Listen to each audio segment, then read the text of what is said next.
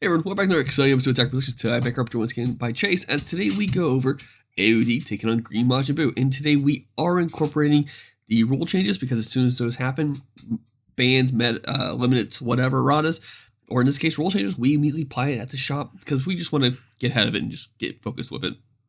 And yeah, there's buttons, links down below. Well, let's get into it. What's going on, Chase? What's up? As you can see there, I'm showing it off. I was just about to bring it up. The new energy markers are so sick.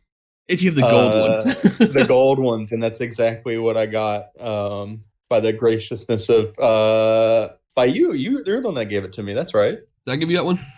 Okay. You did. I've passed out a couple of those already, so. Passed out. Look at him, big balling out here.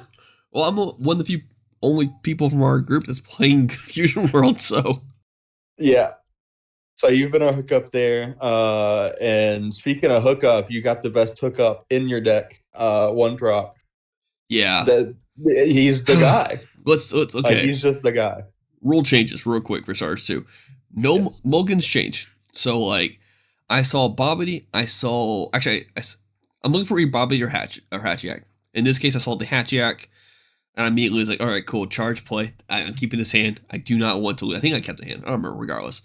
But I can't partial Mulligan. I have to and grant, I think I'm used to it with AOD. Like, I've always, if I didn't see it in one of those, I immediately go hard 6 in anyways. But now I don't have the option of I got the one card I want. Now let me put the cards I don't want and get something fresher in my hand. Mm-hmm. Second rule change is energy markers, which you just used. Speaking of which, I just used it, and it's a great time to interject here. This is an interesting play that you can attempt. I don't know if it's good yet. I don't know if I recommend it. I don't think it quite worked out this time. But I decided for this game, I'd try it early. Yeah, I think your wording was, let's go a little aggro. And because I drew my one of charismatic. And I was like, if I have a Unison with 2 markers or more, that's the win con because I just need to chuck dormant. Yeah. That energy will become saved over time if I can just have them for free and just have that up. And then on top of that, Bobbity can serve as functional negates where you sort of feel like you need to take them out. The Unison in your case is a +2. So you had it at 3 markers, but in order to play the token to kind of go more aggro, you have to Spirit Boost 1, right? So my goal here, I think, attacking your battle card? I can't remember right now. I feel like I was attacking your Unison a lot. You were. I don't know, trying to bait things or if this was more of actually being scared of it because of green Unison package. I was going towards your Majin Buu because of you had comboed off already 1 token or 1 card. Okay.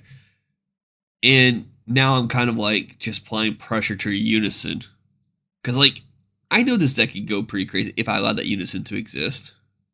It gives you that little extra bump, I think, right? It's been a while since I played against this deck. At least that was my fear. The Unison's weird. It grows your advantage. It's the weirdest, series of utility plays ever where they're all, mid-tier, but they thread the deck together. But the deck also kills its own Unison when I drop the win con, which is our 5 drop. It does, doesn't it? Yeah. Card.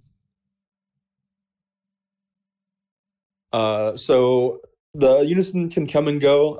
I was just sort of in dormant mode in this matchup. This is a deck that just loves to explode on you.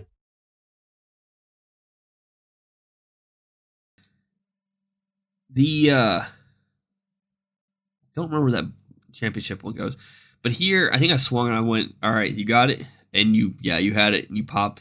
I really should have swung to Janemba first, but I guess it doesn't really matter because I'm only gonna get 1 more additional swing anyways. And no, I swung right because if I swung Janemba first, you would have just popped it in the battle immediately. This way, I can at least get the battle to go through. Mm-hmm. And we're talking about Mulligan rules, but with them, I remember keeping a hand that I was a little more sketchy of than I would, would like my starting hand to be of. Um, I saw a lot of good stuff with Unison. That's why I went so hard on it. Uh, but I saw none of the one drop for like ever. I think I comboed one off or charged one uh, at some point, and then I just never do another one.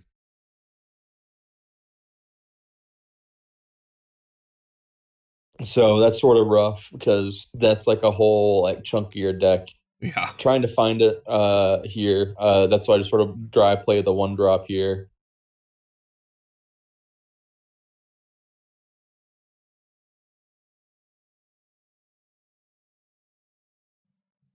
I will say it does feel like, even though AOD can be very aggressive, green has the ability to kind of like shut that down.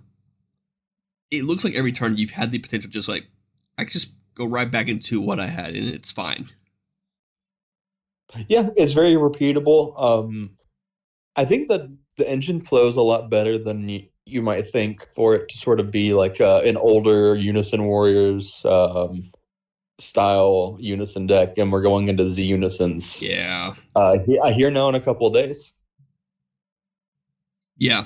Sorry, Yeah, they're yes. coming out. Yeah, like basically immediately. So it's nice to see that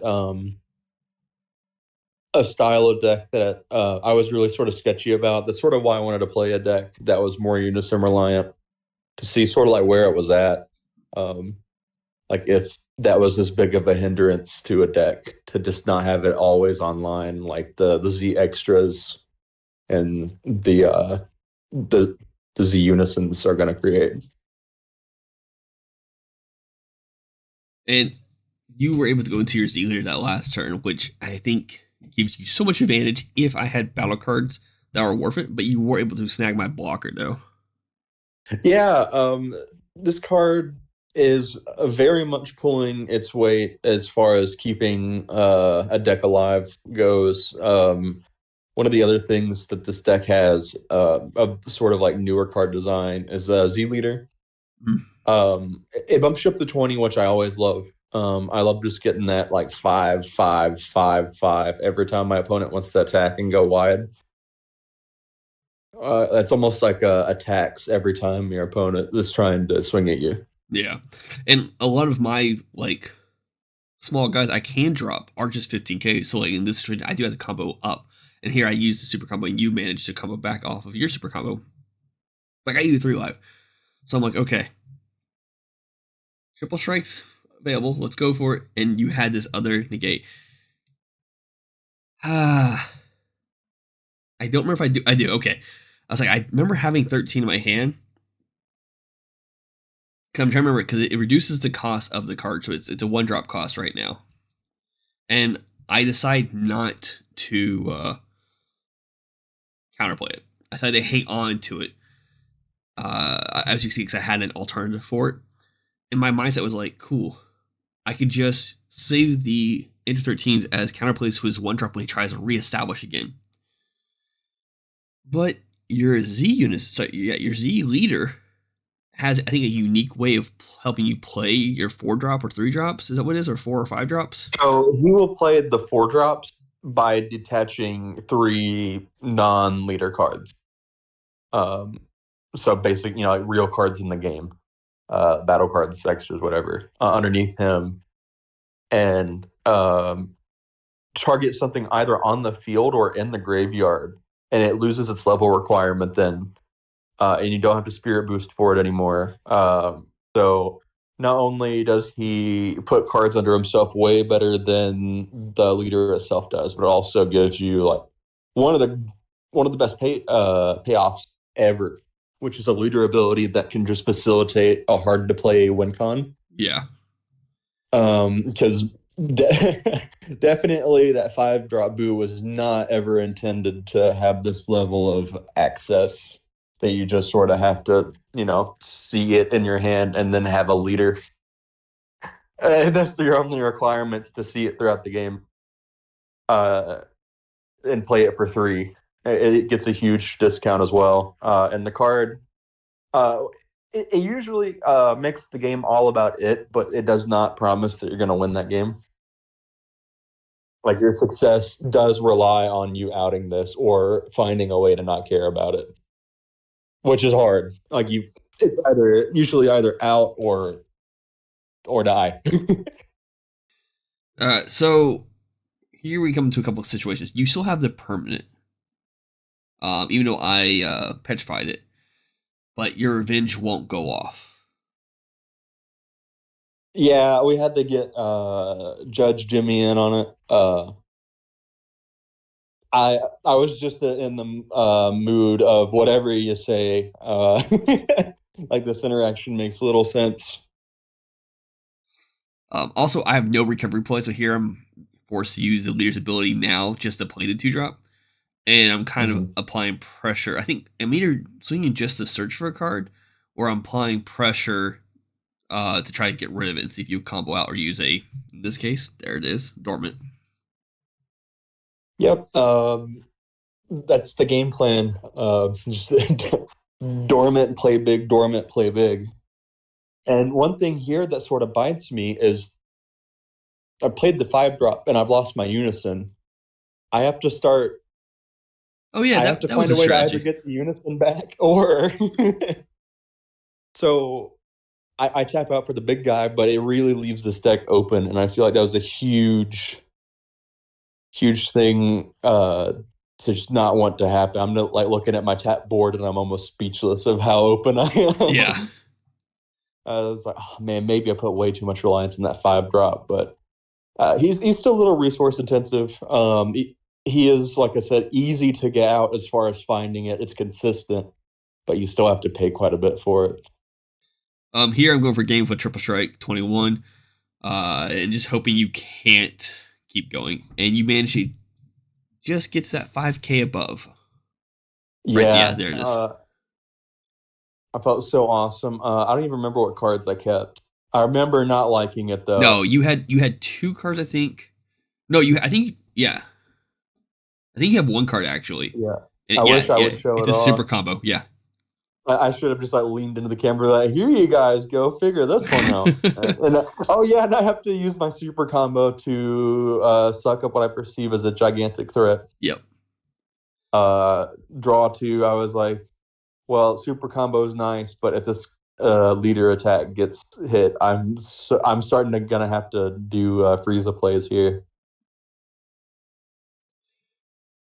And here I'm just trying to hold on. I have 1 open energy, but I can't I don't have Bobbity on the board, so I don't get the energy reduction to my card. So like, if I wanted to play the Garlic Junior negate, I'd pay 2 energy for it. So here I'm just trying to do what I can, what's left in my hand.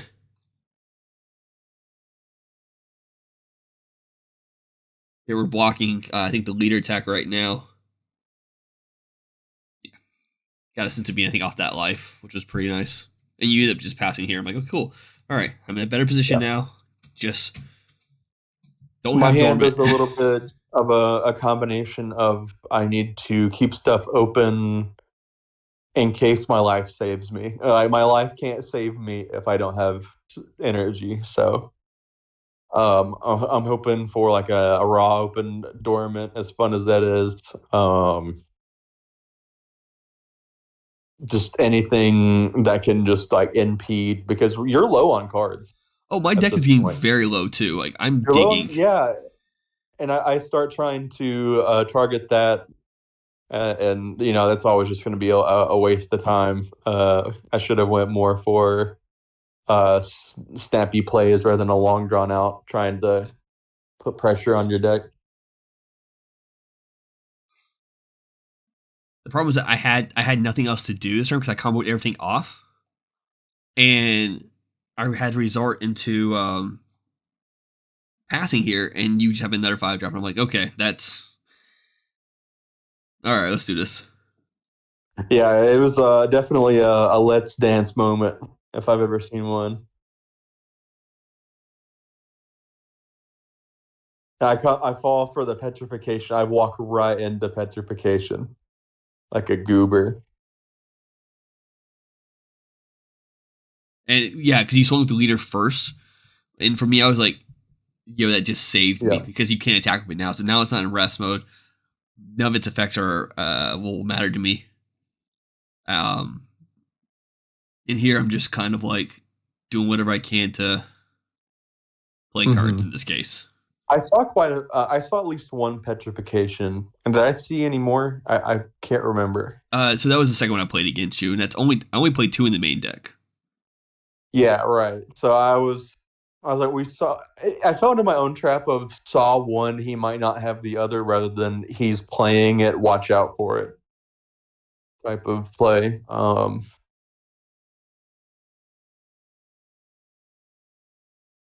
Here we're trying to go for these last couple hits, trying to get you down, or at least use the cards in your hand to protect you as much as possible. And I am forced to combo a card almost every attack so far. And that was another pass. Like at this point, I'm like, yo, this is just going on. I do have a blocker on board now, but I think you could just pop it like with your leader. And I think I am out of cards in deck myself here, right? Because I tried to.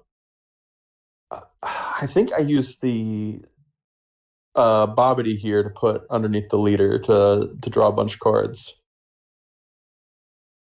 Here you going to play a 4-drop.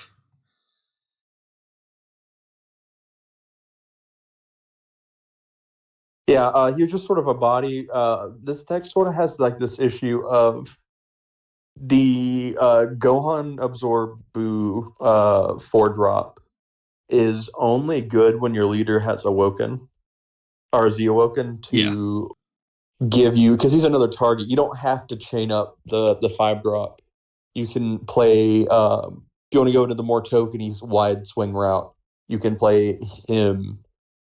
And he would have been great here. He would have been a lot better than the Gotenks Absorbed. But I'm notoriously mean to them. I'll combo them off. I'll charge them because they are so niche. But when you want them, you want them. It's hard to know, like 5 turns in advance, because you see how long games like this go. I definitely remember feeling the pain. For clarification, what happened here? I think you misread the Z extra card because they only gave it a 10k boost.